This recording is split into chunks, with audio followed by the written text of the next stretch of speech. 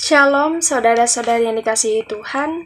Perkenalkan, nama saya Oktaviani Dwi Aura dengan NIM 23101163. Di sini saya akan kembali membacakan hasil resum pada pertemuan kelima mata kuliah Sejarah Gereja Indonesia.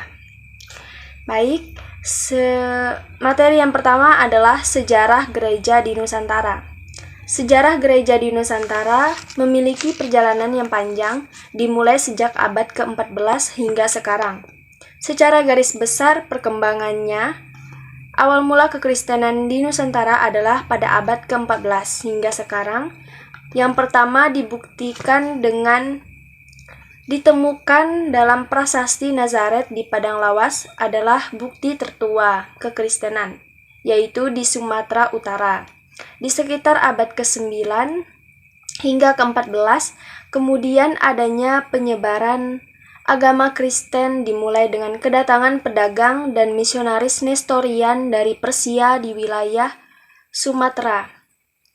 Hingga pada abad ke-16, pada para misionaris Portugis terutama dari Ordo Dominikan dan Yesuit mulai menyebarkan agama Katolik di Maluku setelah Portugis menguasai wilayah itu pada tahun 1511.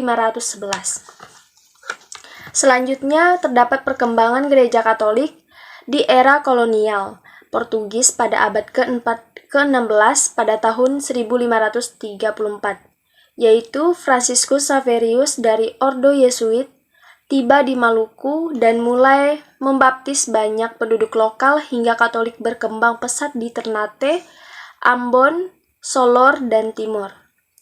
Namun, dengan datangnya Belanda atau Protestan pada awal abad ke-17, agama Katolik mengalami kemunduran karena Belanda mengusir para misionaris Portugis. Ini berkaitan juga dengan materi sebelumnya pada pertemuan keempat dan ketiga. Adanya kemunduran dari agama Katolik sendiri disebabkan oleh Belanda yang mengusir para misionaris Portugis tersebut.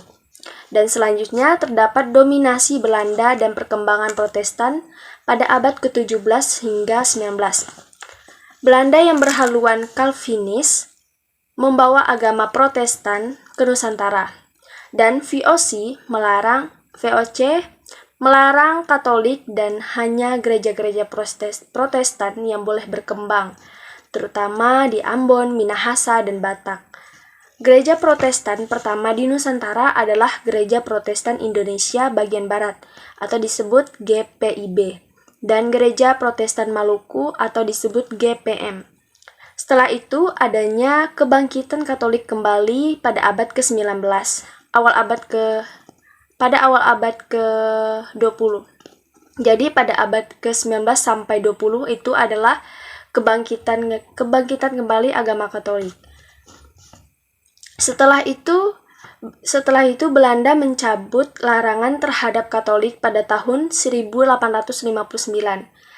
yaitu misionaris dari Serikat Yesuit atau SJ, Ordo Kapusin atau OFMKAP, dan Serikat Misi Hati Kudus atau MSC kembali datang hingga Katolik berkembang di Flores, Timur, Kalimantan, dan Jawa.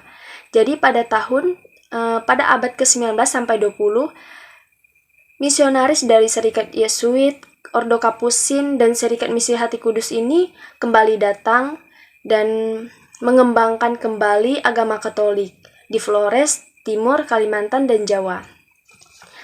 Dan pada tahun 1923 kemudian didirikan Vikariat Apostolik Batavia yang menjadi cikal bakal Keuskupan Agung Jakarta. Hingga sampai pada gereja di masa kemerdekaan dan pasca kemerdekaan pada abad ke-20-an hingga sekarang. Setelah Indonesia merdeka pada tahun 1945, gereja Katolik dan Protestan berkembang pesat. Banyak umat pribumi menjadi pemimpin gereja, dan pada tahun 1967, kardinal pertama di Indonesia adalah Julius Dharma Atmaja atau SJ, yaitu Serikat Yesuit, hingga munculnya organisasi seperti Konferensi Wali Gereja Indonesia atau yang sering kita dengar yaitu KWI, dan Persekutuan Gereja-Gereja di Indonesia yaitu PGI, untuk memperkuat peran gereja dalam masyarakat. Nah, Gereja Indonesia masih berkembang hingga saat ini di berbagai keuskupan dan sinode yang membangun pendidikan, sosial, dan pelayanan pastoral bagi umat. Hanya demikian resum pada pertemuan kelima mata kuliah Sejarah Gereja Indonesia. Semoga dengan resum ini bisa memberikan pengetahuan kepada saudara-saudari dan semoga bermanfaat bagi kita semua. Tuhan Yesus memberkati.